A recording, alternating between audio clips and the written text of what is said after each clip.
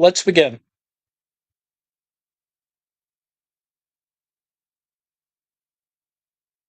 Welcome to yet another Wednesday office hour. On the one hand, we're going to be continuing Ian Wright's the thing we did last week on sort of rethinking the labor theory of value and not worrying so much about whether it does or doesn't conform to a classical model of political economy.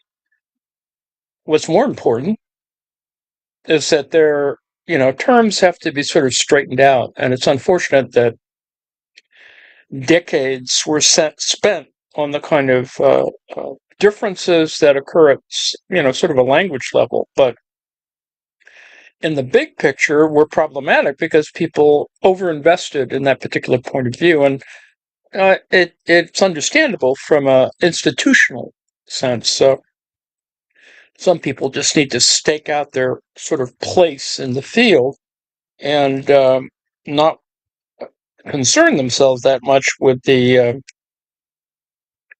kinds of things that would ultimately cause friction um, amidst the kind of intolerance and the anti-communism and all the other craziness.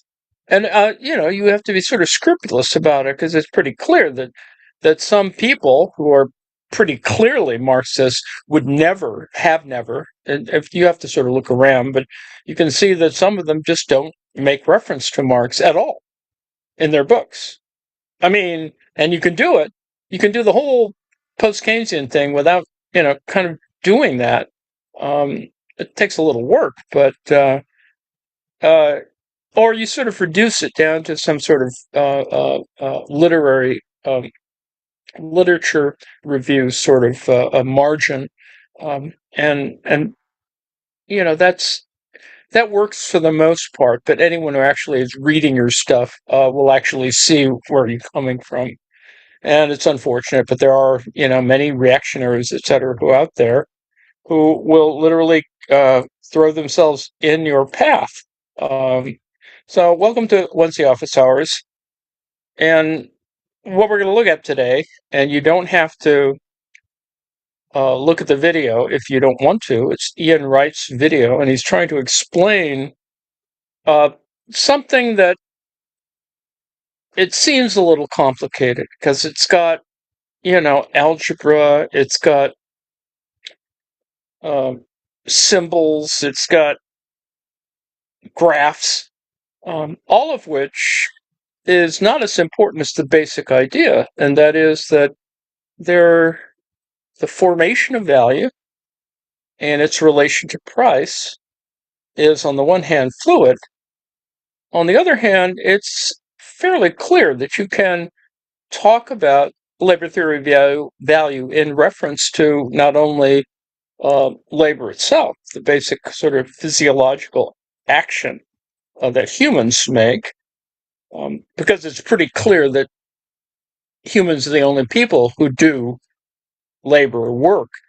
And so it's important to sort of get a sense of that it's not as problematic as some people would like to think, but there is a tremendous literature about whether on which side you sort of weigh in on, because some people say, well, the labor theory of value is, inconsistent, illogical, irrelevant, and they can refer back to, as we were talking about, the Borkowitz Samuelson sort of arguments about that if you define it a certain way, yes, indeed, it seems rather inconsistent. But the problem is, of course, that you've already sort of rigged the response, and it would seem to me that you need to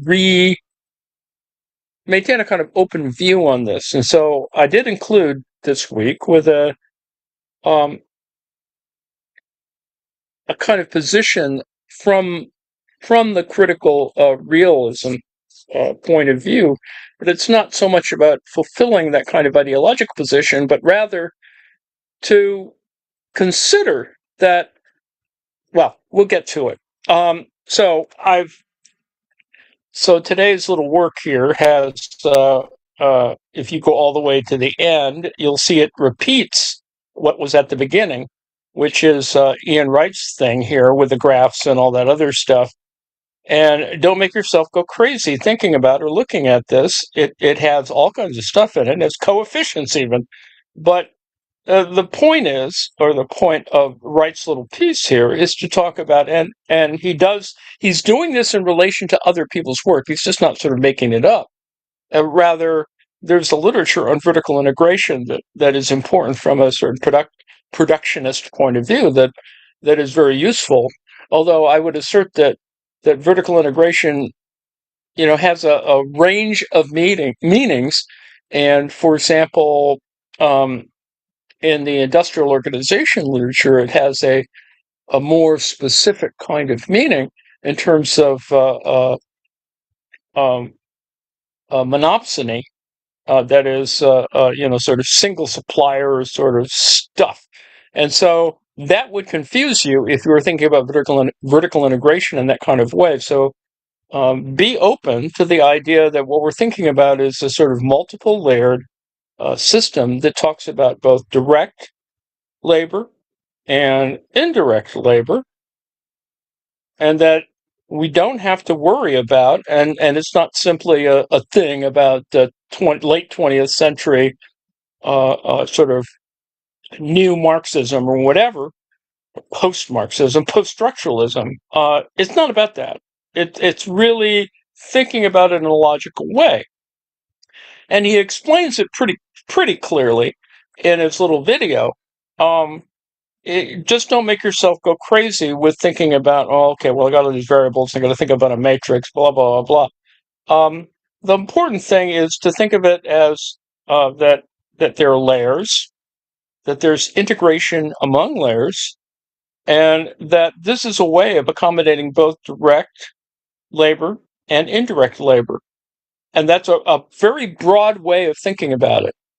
I mean, it's inclusive. It's more open to the idea that it's not simply about labor, as we were talking about it, but also other abstract forms like labor power, which, nobody is actually doing labor power. Labor power is rather a way in which you think about sort of the market for labor, if you will. That's even a little stretching it. But the idea, of course, is that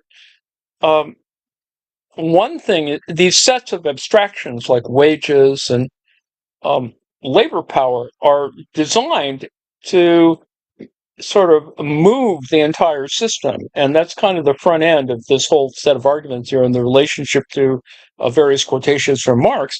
And that is to not think about this as the kind of things that are sort of fixed in language, but rather think about them as the sets of relations sort of floating around and interrelating. And last week, recall that I was talking about categories and other things that talk about the kind of correspondences among items in multiple sets of things. And these aren't physical things. These are just things, and you should sort of stay open to that idea, because it isn't alien to thinking about the working class and class struggle, et cetera, et cetera. It's all of a piece. And that is to know that, what the Capitalocene is about this sort of system of things that it has. It's system-like at one level, but can even be thought of more globally. It's just that when you go back to the 19th century arguments, there is this tendency to sort of fix the argument in a certain place and not sort of update it, and not sort of kind of place it in its real set of practices. So anyway, I know I'm stalling sort of. So at the end, I've included several things on terms that seem a little opaque, I suppose: a steady-state multi-sector economy, vertical integration that Ian Wright talks about, but that it's a much larger set of questions. That what I was just talking about is that there are coexisting labor interpretations. They're kind of, as I've probably talked about before, is that there are moments. That is, if you're talking about turnover as a Marxian idea, that is not always attended to, but it is important. But it is actually very central in some ways to think about this as a dynamic system, not as, sort of, here's production, here's consumption, the circuit's sort of here. Think of it kind of much more, as it were, in kind of quantum-like way. So it is about, and it is mathematical in the sense that it does require, as Wright will point out, iterations. That is, things get repeated. Now, whether they're repeated in sequence is a different sort of question, but it's kind of worth getting to, and we'll get to there, hopefully, that today, but maybe next week. So the video is a general theory of labor value, and needless to say, part one. I don't recall if there's a part two yet, a part deux. But the point in looking at these slides of his is to see that you don't have simply a three good economy, but rather it's not about the three goods. It's about all of these little lines, all these different little colored lines, which he explains, and I think he does a good job of it, talking about all of the other ancillary sets of labor relations that exist, then talking about capital or value. That there's always kind of a it's not just to the equipment. It is the people who made the equipment. It is the people who deliver the equipment, the hardware. And then, of course, there are the people who work on using the fixed capital, and that one needs to think more widely about all of these sets of interrelations. And I know it sounds a little fuzzy on the one hand. On the other hand, it's no different than Steve Keen talking about energy. It truly isn't that different. And particularly when you go into thinking about energies, that is a whole constellation of energy. And it is a reasonable way, and there's a whole literature for it, to talk about ecology in that kind of more systemic sort of way. It's difficult for some people to think, because everyone wants, okay, well, we need to have kind of empirical ways of measuring and thinking about it and blah, blah, blah, blah. And you can have that. That's not really that difficult. And I think Cockshot's work and others have sort of attended to this idea. So anyway, back to this. So there is labor, and then there's three items in economy. That is corn, sugar, and iron. And he argues through his example here, talking about, well, you need a little bit of iron to do the tractors and blah, blah, blah, to get to the corn. And the sugar is important because that's kind of subsequent thing from the corn, among other things. But you can see that there's an interrelation between these three goods, these three things. Now, the issue, of course, is that they have, in some of these cases, it can be seen as commodities in the more conventional sense. But what we're going to look at here is the much broader way in which Marx talks about commodity. And as I've talked about before, commodity is this notion that allows Marx, in terms of finally getting volume 1 out there, is to be able to organize certain sets of ideas that allow you to be able to talk about capital in that connect to the questions about value. And so that's kind of where he's going. So if you want to put the time in to look at it, and don't make yourself crazy thinking about coefficients and matrices and other kinds of stuff, but you can consider that this idea of embodiment that is, new labor added plus transfer of labor embodied in means of production. This whole congealment and embodiment, you don't have to take so literally. It is this set of manifestations that, of course, embodiment signifies that human action is involved. Congealment is more like thinking about, how the blood system works, the veins, et cetera, et cetera. And so congealment in that sense is just simply, we should leave that aside only because it suffers from, certain translation issues. But don't make yourself confused with these things. There is labor. It is signified by a variety of things and certain sets of ideas. And as Marx himself would kind of refer to it as a kind of indexical relation. So we'll get to that, hopefully. If not today, we'll get to there next week.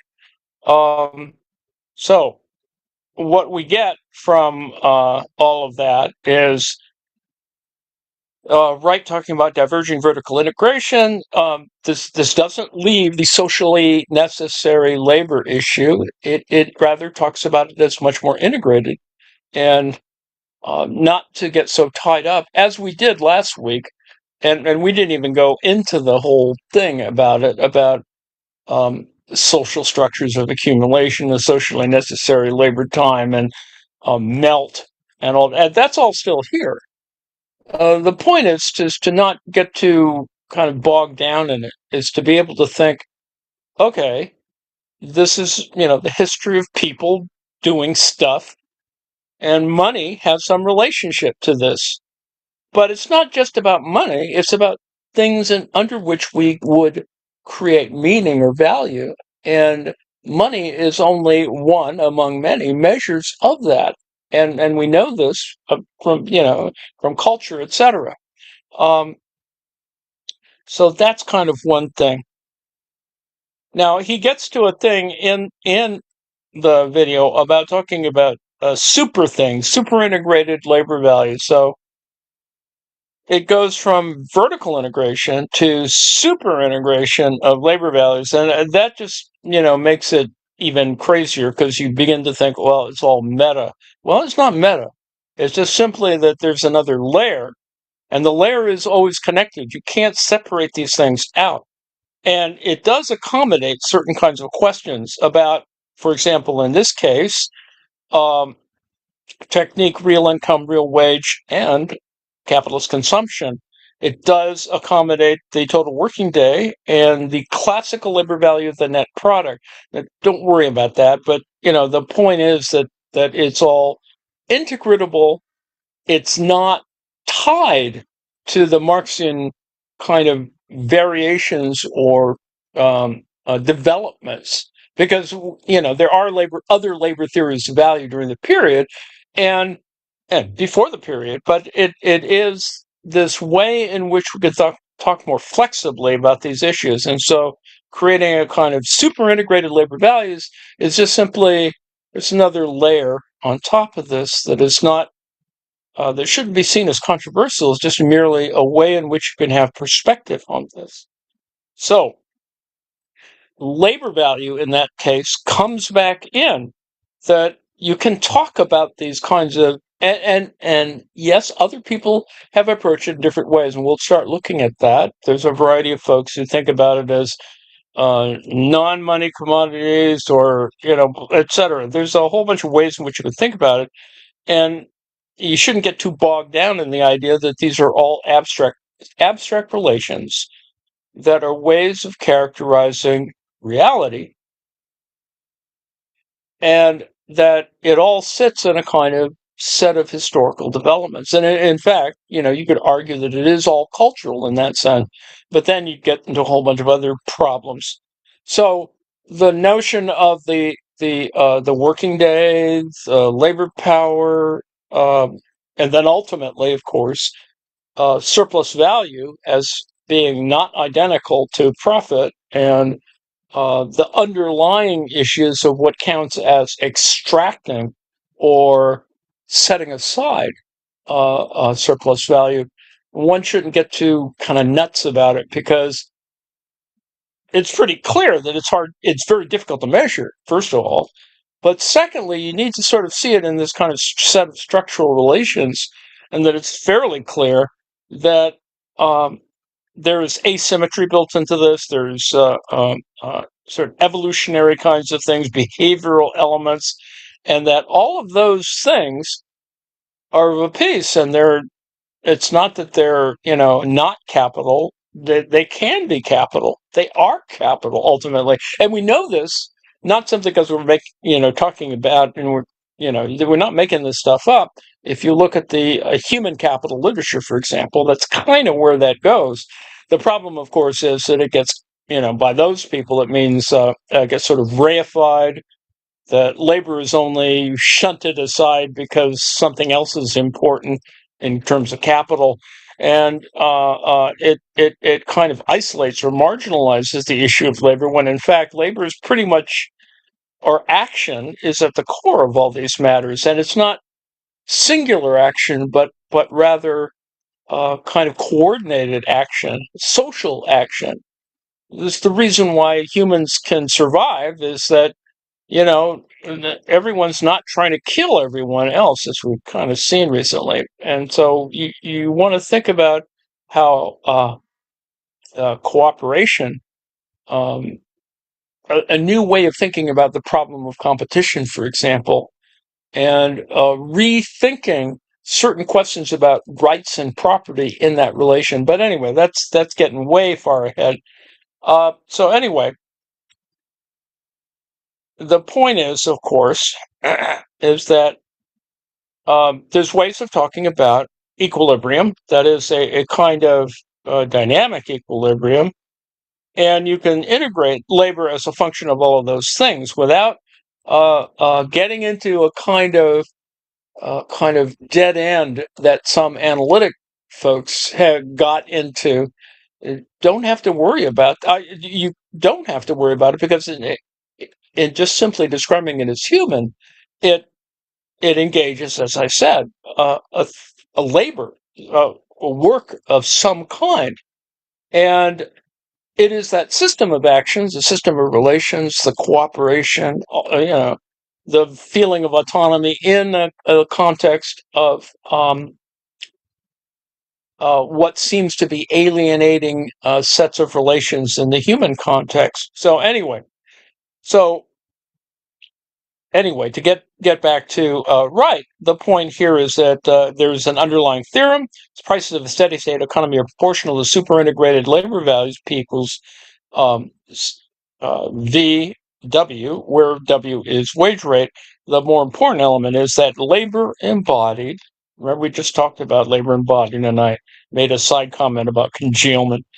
Labor embodied equals labor commanded, which is an entire literature.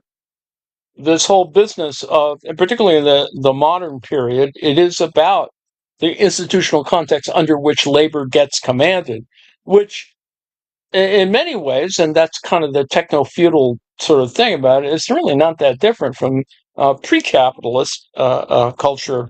So even with profits on stock, and that shortchanges the whole issue of stock flows that Wright is talking about. So you need to sort of step back. Don't worry so much about this. Class is there. In fact, class is constructed in some ways because of labor commanded whatever. So all of this is much more integrated. This is the issue that Frankfurt School is sort of dealing with, is how is it that command issues become more important when in fact it's still people doing stuff, and some people think that they can order people around and people will do stuff and blah, blah, blah. We currently have that problem in our national government. Just because you order people around doesn't really actually create the authority. But anyway, so the point here is that as Wright is attempting to do, is to get us to the same issues that Marx is looking at, this idea of, can we get to more generalizable, or at least general, theories Now, the idea is, of course, whether you can generalize from these things, whether you can get to universals of some kind or another. And that's beyond us at the current moment, but it is as a way of framing the problem, um, and to look at the fact that there are multiple measures, that is, technical measures and social measures of labor value. The technical measures, of course, are the ones related to, fixed capital machines that, somebody had to, make the damn thing or assemble the damn thing, and dig out the raw materials to make the ore, to make the steel, and blah blah blah.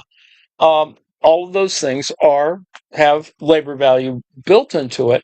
Where it gets, kind of sidelined, is in fact because of money issues. The discussion, as we've talked about before, that Marx, just for convenience, for a variety of literary reasons, actually, that gold is a way of it. You can sort of talk about this, and it seems intelligible to people when you sort of use metals as that kind of thing. But in fact, it's quite counterproductive, because the reality, particularly in the modern period, it's not about metal. It hasn't been about metal for centuries. But you don't want to get that argument. But it is an important point.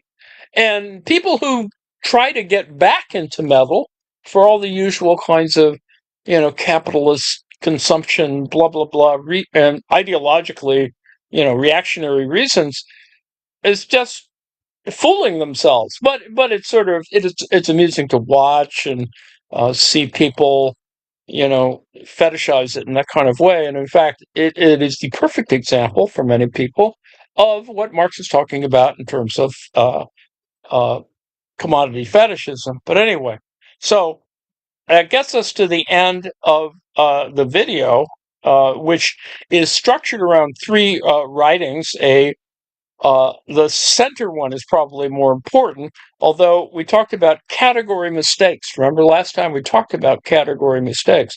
And I sort of spent a little time this week trying to work out the difference between, is a category mistake incommensurable, or does it resemble the problem of commensurability and incommensurability? And now that's all big words, but the point is that they both deal with a question of anomalous sets of relations, things that seem either ambiguous or partial, that seem kind of fragmentary, that get us back to Hegelian issues about whether you're seeing the whole thing all at once, or whether you can, or whether you assume certain things, and how you begin to categorize things or assemble them together. So that's sort of there. That's the category mistake article.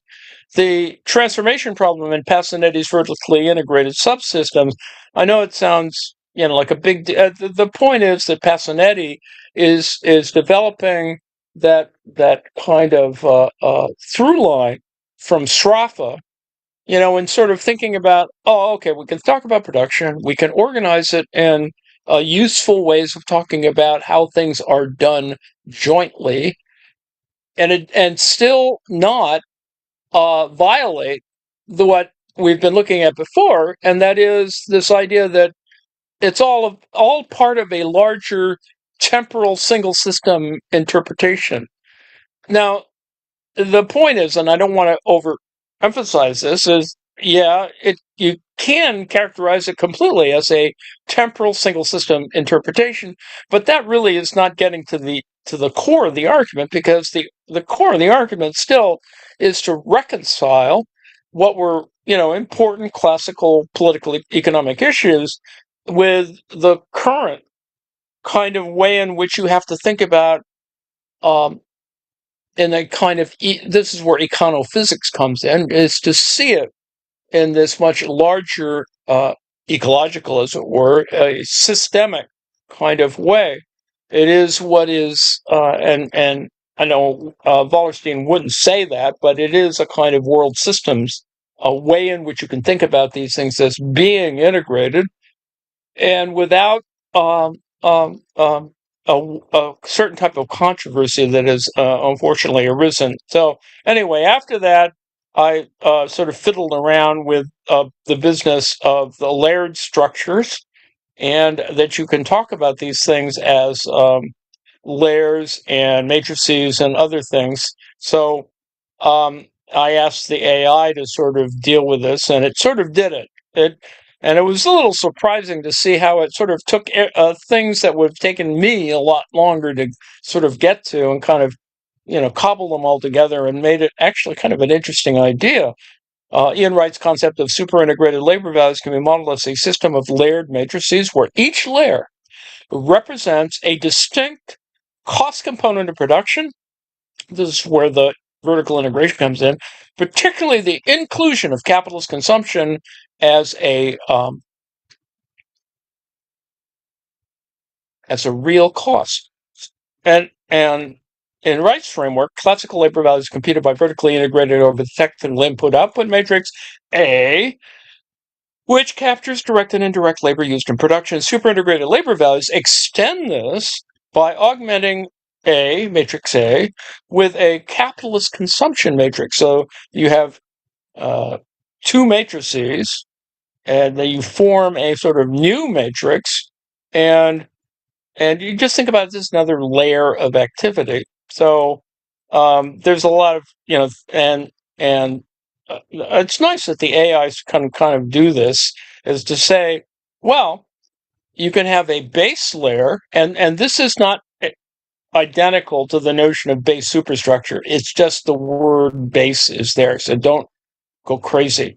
There's a base layer of technical production that has matrix A, standard input-output coefficients, and number two is an overlay layer, which is social costs, and matrix C. So A and C, the capitalist consumption per unit of money capital advance derived from lowercase c superset T. And there's all kinds of stuff that explains this. And what's important is that you get a way in which you can talk about these things, these two layers, as integrated. That is the augmented system over which vertical integration, see, we're back, this is where vertical integration comes in, is performed to compute v tilde equals, 1 times I minus A. Without getting into the math of it, there's ways in which you can talk about this sort of integration. And at the front end, we can see where the differences are. So this approach effectively layers social relations, that is capitalist consumption, onto the technical structure of production. This is the productionist side of things, allowing total labor costs, including tributary labor for capitalists, to be captured in a single unified matrix framework. And, there's a lot there. And so thus, Wright's model is inherently compatible with a layered matrix representation where each layer corresponds to a distinct economic function, that is technical versus social cost, and the final labor value emerges from integrating across all layers. See, ultimately, that's the real question, where I would suggest that's how you can actually measure. And Marx's notion, among many other people's notions, of crisis in capitalism, and underneath that, which is a more technical issue, is about catastrophe in that set of relations. So it's not merely additive, reflects a conceptual shift from technical labor costs to total labor costs. So in invoking that, that's where single system comes back in, resolving the transformation problem by aligning labor value accounting with the full social cost of production. This is, in a sentence, we've gotten all of the issues that have, plagued a variety of approaches that talk about, accounting issues, all the intersectional issues about gender differences and labor, et cetera, et cetera.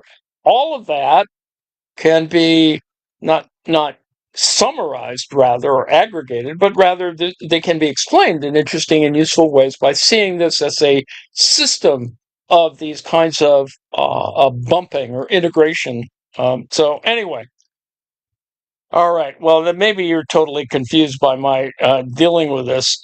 So I put at the front end of today's little reading is the standard discussion on value form and the critique of value form.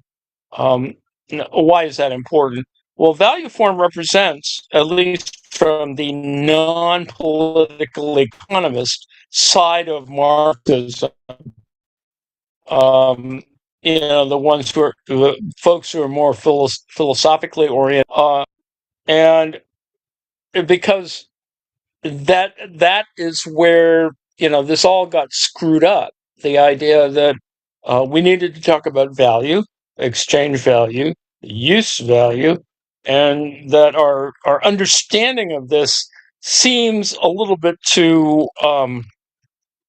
as it were, categorical. I compartmentalized might be a better way of talking about it. So we begin with the encyclopedic. These are the Wikipedia concepts, but they're summarizing a whole bunch of other literature. So I don't mind this first couple of things here that are, on the one hand, Wikipedia driven, but do summarize kind of the range of other underlying discourse. And you can see that in the references and the bibliography related to this under value form. So when Marx considers value as such, or in itself as a general social form in the economic history of humans, i.e., the form of value as such, he is abstracting from all the particular expressions it might have. So already you have the difference between something that is more general and something that is more particular, and already that's the kind of issue that we're working at here, is that you kind of have this macro micro thing going on. And the dominant form for Marxists is not to talk about micro things, because it's too bourgeois. It deals with individualism or methodological individualism, and it's all kind of not so good. It doesn't. It bumps up against class and all. Don't worry about that.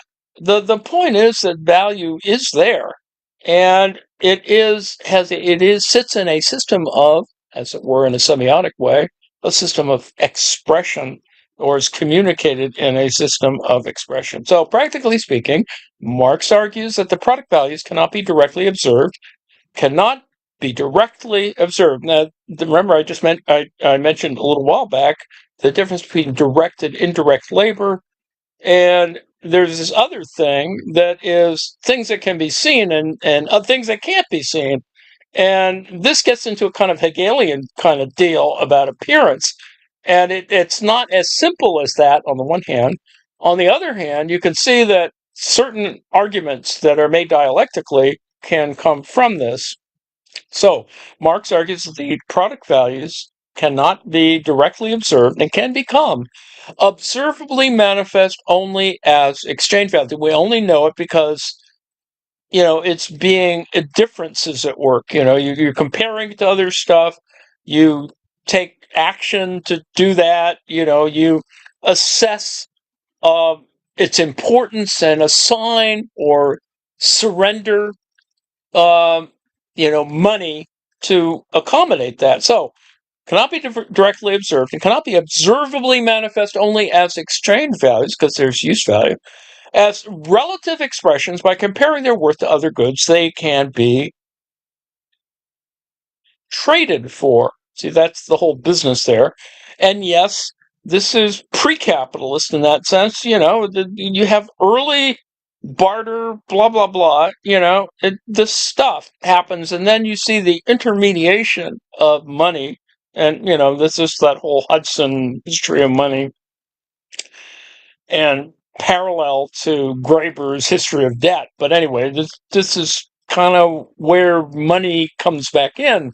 The question is, price does not, the idea of price is certainly important, but it's not so much the price itself, but it is these other sets of relations that are built into pricing, or price is a signifier of a certain system of set of relations. But the reality, of course, I would like to think it's reality. You go back to usury, for example. What's the price of usury? Or what are there prices in usury? And you can say that there are, and it's problematic, and it has other sort of historical things in it, but you can see that it goes back a ways, and it it tends to be shunted aside in the current argument because people don't like to talk about it. But usury, well, it's a religious thing, or blah blah blah, or it's identified with certain ethnicities, or blah blah blah. That's all crap, in the sense that the reality is that usury laws exist, and they do exist, and they are problematic for all kinds of reasons, because they're not either not applied or they're ignored. Yet they do sit structurally in the background in terms of certain ways of thinking about trust, antitrust, certain kind of regulatory things about it. So they're there. We just don't talk about them a lot, and that's unfortunate, because you can look at the legal system, and that some of these elements are still floating around in there because they've just been sitting around for centuries. So this causes people to think value and exchange value, and this is volume 1 of Capital. This People think that value and exchange value are the same thing. But Marx argues, and I think you can see with all the examples and all the arm waving that's going on here, they're not the same. Exchange value is certainly clearly important, because that is the fundamental way in which you talk about how value gets created. It's not because you estimate it at one level about its usefulness, but rather it is part of a system of use values and exchange values that are all kind of integrated, and you can think of this very simply as that you account for these different things in consumption activity or in distributional activity. You do make these decisions, you think about them. Now, whether you think about them precisely or accurately is a whole different set of questions. And fortunately, we have more computing and electronics available to kind of make those decisions more interesting and important. It's like people who look at their computers, that is cell phones, when they're at the supermarket. When you can actually do all that if you're kind of obsessed. But you could do that in order to save money, etc. Counting aside the whole issue of that there's other costs involved in having to sit there with your cell phone, or as I see in people in supermarkets, they're talking on their damn phones about what they need, right? To somebody else who's either at home or whatever, to kind of assess, they're making consumer decisions.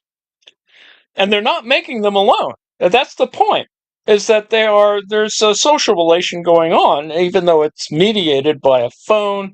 It has computational elements, in the sense that if you're crazy, like some of us, you might actually start, recording, what are these price fluctuations, and you already sort of have that in your brain, just like currently gasoline is at $4 something a gallon, but it's probably going to go to $5 a gallon in the U.S. context, and it's going to annoy a lot of people and raises a whole bunch of other, other issues that aren't quite about price. They're certainly about budgets and, other kinds of things. But anyway, this causes people to think value and exchange value are the same thing, and Marx does talk about this exchange value and quote unquote value in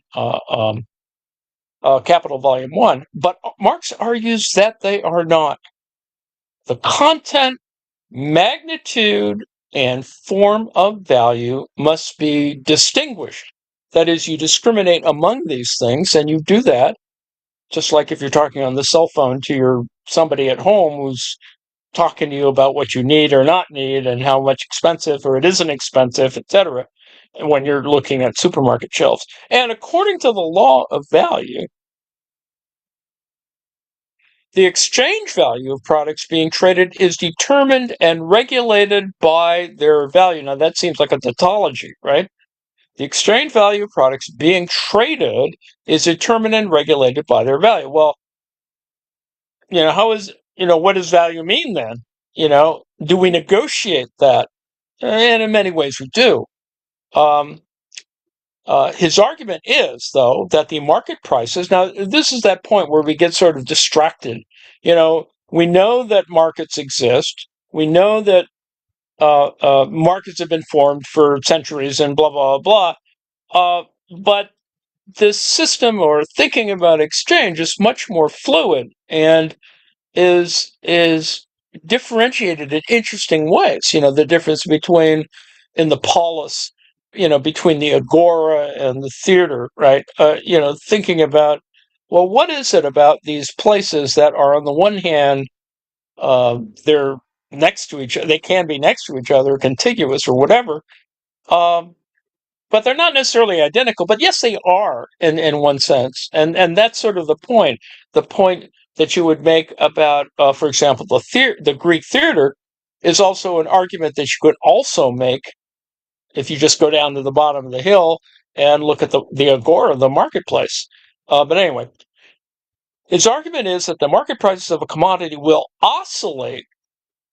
Now, this is that motion thing we were talking about before, will oscillate around its value. The market prices of a commodity will oscillate around its value. So there's some idea of, it's planetary, it's orbiting or but this is that idea of motion or movement, because price does function like that. And we know that exists because people have made a lot of money doing it. So Amazon, for example, when it constantly makes adjustments in terms of raising, or lowering prices by, pennies, there's something else going on, and you need to sort of appreciate that.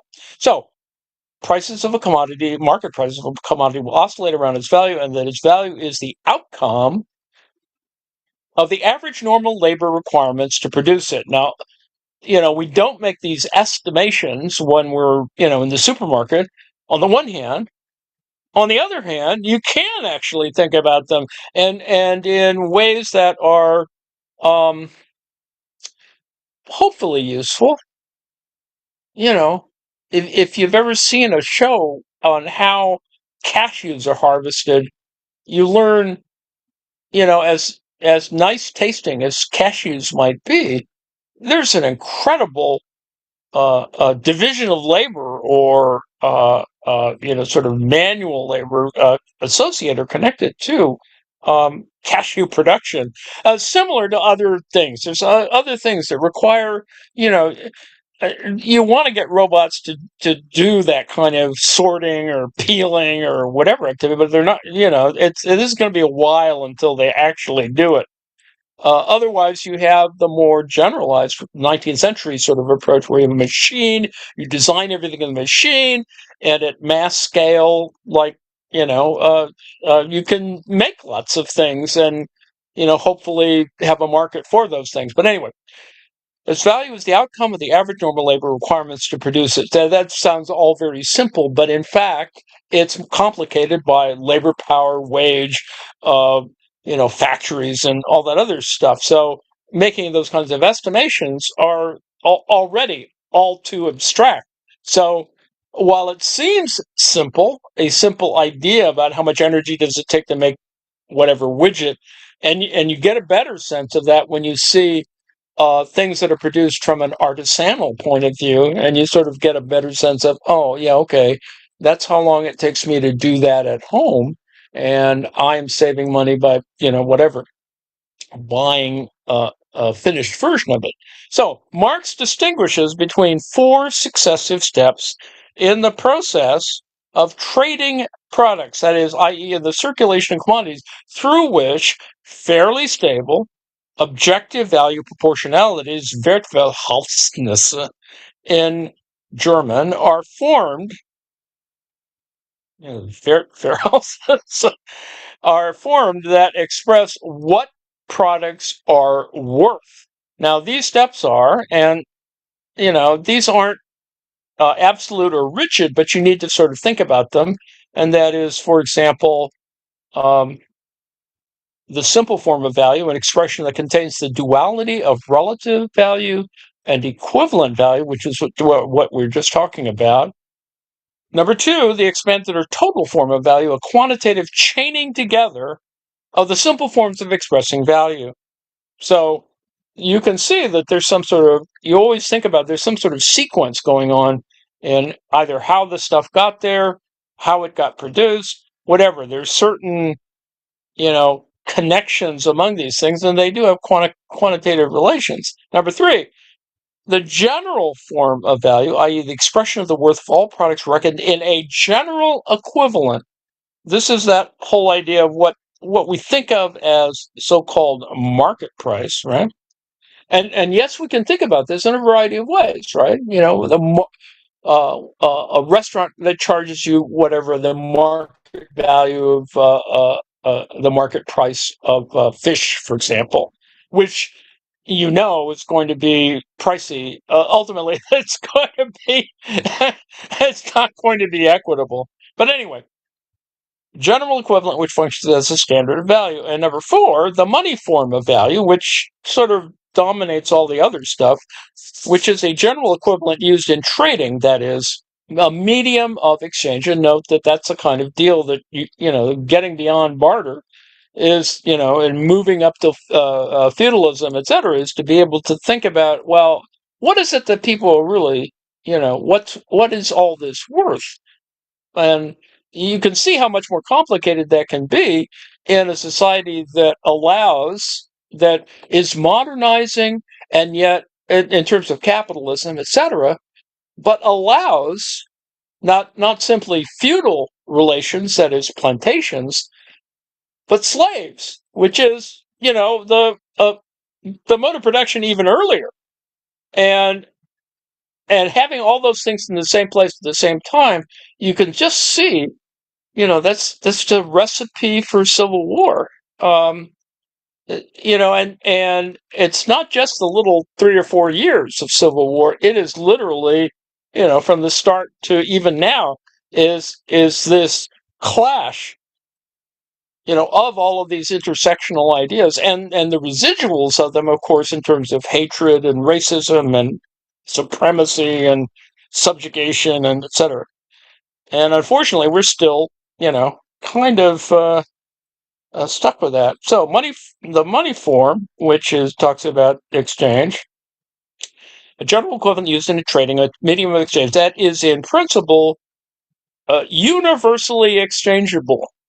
But you can see how that gets kind of screwy when you think about, well, I'm going to buy a slave, and there's a difference between female slaves and child slaves and male slaves, and you have all this other stuff going on, and thinking about it in the market context makes it probably even crazier. And I would hope that we can appreciate that difference, even though in the current day we still have slavery still exists, and it's just it has other ways in which it's mediated, that it contractual stuff and indenture and blah blah blah. These forms are different ways of, and the point, of course, of this little cogitation here is that these forms are different ways of symbolizing and representing what goods are worth to facilitate trade and cost-benefit calculations. The simple form of value does not, or not necessarily, involve a money referent at all. This is that problem of value, is that you may want to think of it as money, but it is something else is going on. It is about preferences. There's a bunch of other things going on. So, I mean, you can reduce it to money, but ultimately there's still other elements in this, cost, etc. So, does not, or not necessarily involving money referent at all, and the expanded and general forms are intermediary expressions between a non-monetary expression and a monetary expression of economic value. And political economy is exactly that kind of issue, is that this is where values clash. They bump up against each other. The simplest expression of the form of value can be stated as the following equation, which seems, this is standard, volume 1 Marx, right? And I've chopped it down to make it, to put it in this kind of shorthand, just to remind you that in reading Marx, you sort of have to think about, okay, volume 1 has all these things. X quantity of commodity A is worth Y quantity of commodity B, and hence lies the whole front end problem of whether things are, whether you can make these kinds of exchanges. Anyway, where the value of X, et cetera, having an equal certain amount, blah, blah, blah. I won't go through the math. So if we ask how much is X quantity of commodity A worth, the answer is, as we note, Y quantity of commodity B. And so the value form of expresses a certain kind of value. Now, people like Heinrich, etc., because they're not political economists, they're not thinking about it in those terms. They want to think about it in, sort of a reasonable idea about equivalence. But, it gets uglier when there's money, there's budgets, there's other things that are involved. And that makes it ugly for people who want to just talk about value form, etc. So ultimately, there's still a problem that needs to be bridged. The economic value of products really refers to the current social valuation of average labor effort implicated in products. Well, you could claim that, but the reality is you're not doing that. It's too difficult. I mean, in this set of exchanges, you could do this, from an artisanal point of view, and, you're at an arts and crafts fair, you can sort of get this sense of it, but you don't really. It's really anachronistic. So, in the expanded form of value, the equation process between different quantities is simply continued serially, right? So that there's a kind of sequential nature to this, so that their values relative to each other are established and they can all be expressed in some one or another commodity equivalent. The expanded value form expression really represents only an extension of the simple value form. Now you can say that, but it's more than that, and that's why people get kind of tied up with, well, what did Marx really mean? Did he literally mean this? Is it a translation problem? Was it more intelligible to people reading it in German? Blah, blah, blah. Where products alternate as relative and equivalent forms in order to be equated to each other. So there's this sense of, the average or whatever. The average is not the universal. Marx argues that, as such, the expanded form of value is practically inadequate, because to express what any commodity is worth might now require the calculation of the whole chain of comparisons, i.e., and Marx spends a lot of time, thinking about this sequentiality. That is, X amount of commodity A is worth Y commodity B is worth Z amount of commodity C, etc. Now, what this means is, and sort of that's the whole point in Volume 1, Volume 2, is that if A is normally traded for B and B is normally traded for C, it sounds all nicely transitive, then to find out how much A is worth in terms of C, we have to first convert the amounts into B and maybe many more intermediate steps. And this is why Marx is thinking about, this is all too complicated. We have to think about this in much more generalizable terms and ways in which it's clearer to Marx's audience, essentially, trade unionists, proletarians. The rich people don't give a shit. It is about, trying to make class struggle intelligible. So there's obviously inefficient and many goods traded at the same time, which is the current problem. So the practical solution in trade is therefore the emergence of a general form of value in which the value of all kinds of bundles of commodities can be expressed in amounts of one standard commodity or just a few standards. This is the point of doing Stropha or the Neo-Ricardians, is you want to, on the one hand, simplify all of this sort of processing. And yes, it makes the math work better, but ultimately this is an abstraction. This is not how the world works. And so all of this single system argument is fine. It's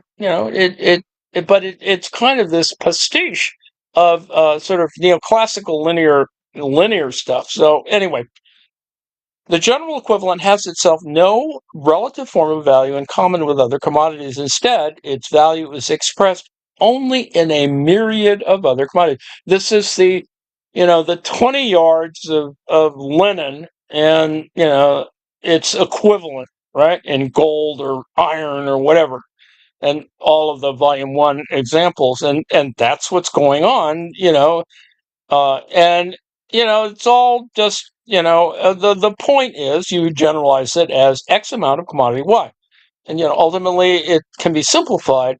The general equivalent may only be a yardstick used to compare what goods are worth. Hence, the general equivalent form in practice gives way to the money commodity because it just seems that's a lot easier, which is a universal equivalent. Now, it's universal, but the universal kind of is in quotes here, I would assert, meaning that provided people are willing to trade, it possesses the characteristic of direct and universal exchangeability in precisely measured quantities. Now, the reality, of course, thinking about finance, capital, etc., is that none of it is direct, and it's problematic and counterintuitive to even think that way, but in fact, we still do. So you can see the thing that we're looking at above as expressed in commodities and then money.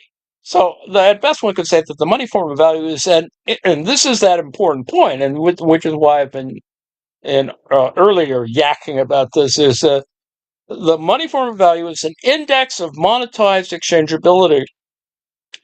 Now, indices are they're not identical to things. They only signify a kind of relationship that is not necessarily contiguous, that it can be something even more abstract, as I've used a standard example is smoke and fire. You don't really need to see the fire to know that the building is on fire because of the smoke.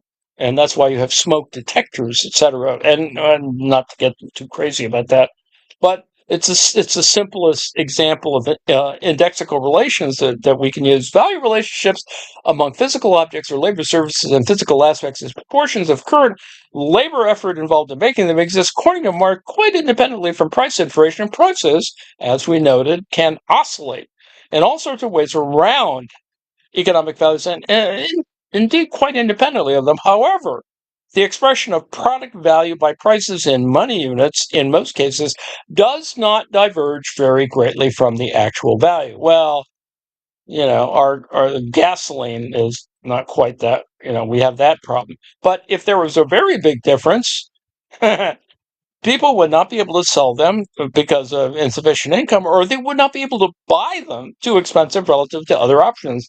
This is the current gasoline issue, where people start making, not to get into a whole economic thing, but people start making trade-offs and, what they can eat, what they can feed their kids, and blah, blah, blah. Marx's analysis of economic value largely disregards the intricacies, which we're just yakking about here, of price fluctuations. It seeks instead, however, to discover, and this is the point we were making at the beginning, is this idea of movement, the real economic movement behind. Now, even that is a problematic construction, somewhere around price fluctuations. Price is not, doesn't, it's far too open a kind of signifier in that sense. So anyway, right.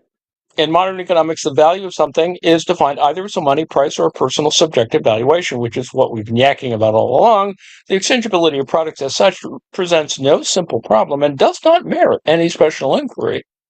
But in the real world, of course, it is not strictly true that any good can be traded for any other good for legal, pricing, logistical, and technical reasons. So automatically, there's all kinds of crap going on that we need to account for, and that's kind of the point of life under industrialization or modernism. So I've been yakking far too long, as they say, and I've given myself a sense that we might have to stop talking, or I will stop talking, because that's where we are.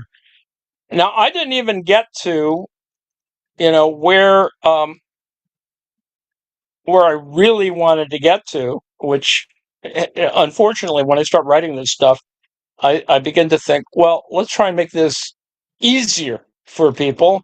And so it started getting longer because I put all this stuff in the front. Now, the technical elements are, and below this, and you can spend a little time staring at it anyway, capital as a self-valorizing value does not just comprise class relations. A definite social character depends on the existence of labor as wage labor. It is a movement. Remember, I was talking about motion a second ago. A circulatory process through different stages, which in turn, includes three different forms of the circulatory process. Hence, it can only be grasped as a movement and not as a static thing. This is Marx, right? And it should be that simple, but in fact, when people learn this and teach this and yak about it, it's just harder for people to grasp that, Marx is thinking quite abstractly. He's thinking because, it's the whole philosophy, Hegel, blah, blah, blah. They're really thinking in much more, they're not so much ephemeral or epiphenomenal, but that they're dynamic in that sense. So the point I was ultimately going to lead with, but then I got, diverted talking about Wright's whole vertical integration thing. Capitalist consumption creates bumps in the production landscape, altering the integrated labor values, right? This gets all back to, I'm going to stop in a second, but this is kind of where we're back to the original video thing, is about vertical integration, integrated labor values, production landscape, bumps. Now, what is a bump, right? For people, it refers to, and at one level, it refers to pregnancy. On the other hand, it is simply the collision of something. So, do they correspond to category mistakes? And so I go through a business here about category mistakes, categorical mistakes. This goes to Ryle, talking about Ryle, which is what Wright talks about. And let me just finish up. It's only another paragraph or so. Is a semantic or ontological error in which things belonging to a particular category are presented as if they belong to a different category. Or alternately, that's kind of what I've been talking about here, is you have value, but trying to make it correspond to what's useful or use value and exchange value seems awful daunting. Particularly since it seems all too subjective or arbitrary, but yet it's not, because money helps ham in, kind of the way in which we talk about these things. So alternatively, a property is ascribed to a thing that could possibly not have that property. An example is, now this is the example, and this is a philosophical example that is actually quite useful and explicated in a variety of different ways. It's signifying a bunch of other things that we're not going to talk about. An example is a person learning that the game of cricket involves team spirit. And after being given a demonstration of each player's role, asking which player performs the quote-unquote team spirit. And yes, there's a joke, a Nirvana joke here, but aside from that, it's this idea that we don't really know. I mean, you could say this is a role, and you can apply this to baseball, for example, but you really sort of don't know until you've actually kind of played the game, until you're actually sort of practicing it, you're engaged in it in that sense. So that's the difference. It's important, the rules, for example, of cricket or baseball or whatever, are really important. And you know that in some cases, they don't change very often, or it takes decades to change them or to alter them to more useful things. So I asked the AI, and the AI came up with this sort of thing, which is useful and not so useful. And people refer to AI as a kind of slop. I don't think it's that sloppy in that sense. But it is important to distinguish between a category mistake, which, for Ryle, comes from an analytic tradition, and ordinary language philosophy is within the analytic philosophy tradition, and incommensurability, which is philosophy of science, and both describe a certain set of differences or anomalies. So, a category mistake is a logical or semantic error misassigning something to a category in which it doesn't belong. For example, the number 7 is jealous. Now, already, if you've done a little bit of reading of Chomsky, you know this is already problematic. But while not the same, both involve misalignment across conceptual frameworks. So, category mistakes confuse categories, while incommensurability reflects irreducible differences. So, at one level, it's just simply, a sort of one-to-one sort of misidentification, whereas on the other hand, it's much more dynamic. There are irreducible differences between categories or frameworks. Now, incommensurability sits in this much larger scientific sort of set of questions. That is, how do you manage scientific progress or a scientific revolution? And there's a whole thing to talk about this in normal science and Kuhn and etc. But so uh, some philosophers in analytic metaphysics treat category mistakes as a kind of incommensurability at the ontological level. Now, that, it is sloppy in the sense that the AI is compressing a whole bunch of things, but there is a kind of vertical versus horizontal sort of idea here, and I think it's important to consider that. And then I do a thing here on incommensurability and certain other kinds of things. I'm going to stop there. Let me point out that I included an article, a paper written by Hans Ehrbar, who writes really interesting stuff, because he's an example of why is it that Marxists are in Utah, but which is a whole different set of questions. But uh, he's done a whole bunch of stuff that's really interesting, where he does kind of parallel translations of Marx, where you can read the German on one side and the English on the other, which is kind of cool. Um, but he does other kinds of things in which, for example, he applies critical realism to Marx's Capital, and so that's what this little article thing represents, and it's a little more complicated than that. But it is useful to give you a background to say that despite the fact that critical realism seems like a dead end for some people, it does allow us to accommodate certain dialectical relations that are better, if you want, enhanced versions of what Marx is talking about, which is the whole point of doing it. So I've included this paper. It's about 30 pages or whatever of his annotations of this as part of a much larger project that he's done. And then we get to what we began with, and that is the video talking about all that. And then last time I looked at the transformation. We were talking about the transformation problem. We really haven't left the transformation. All of this, arm waving is the transformation problem, the relation between, value and prices ultimately. But the point in the transformation problem, of course, and the one in which, Marxism is totally discredited, Samuelson, Bortkiewicz, etc. There is logical consistency.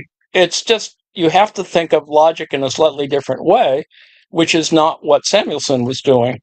And the temporal single system interpretation, the TSSI, is one example of that, is to try and clean all that up, to show that it has scientific structure, and that it can be used to, do analysis, to be able to say, okay, something is more exploitative than the other for all these kinds of reasons, because of these, the way in which we can talk about this without getting bogged down with certain things that people would assume are illogical or irrelevant or subjective or not quantitative, or that are too qualitative or too subjective, and not sort of quantifiable or empirically useful. So that's all there.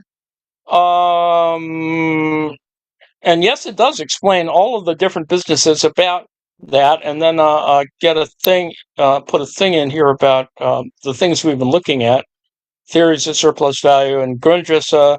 And, it's just interesting when you start reading this stuff, you go, well, here's a guy who refuses, just Marxist, refuses to consider the Grundrisse and the theories of surplus value. Now, that's just, you can sort of, ignore them out of hand, but to do it is, not being a very good scholar, as far as I can tell.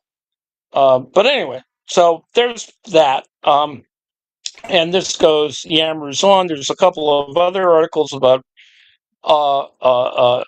mathematical stuff, and the money, and credit, etc. So, well, probably we'll get to this next week when I can figure out how can I make the next thing be more intelligible, um, without having to start all over again, which is kind of what I did today, is to say, we really sort of still need to get back to the basic kind of propositions that Volume 1 sort of represents. That is, we are producing value at some level. It sits in this kind of system that is problematic and allows people to take advantage of other people. It creates asymmetries and power differentials and all that other stuff. So anyway, I'm going to stop now. And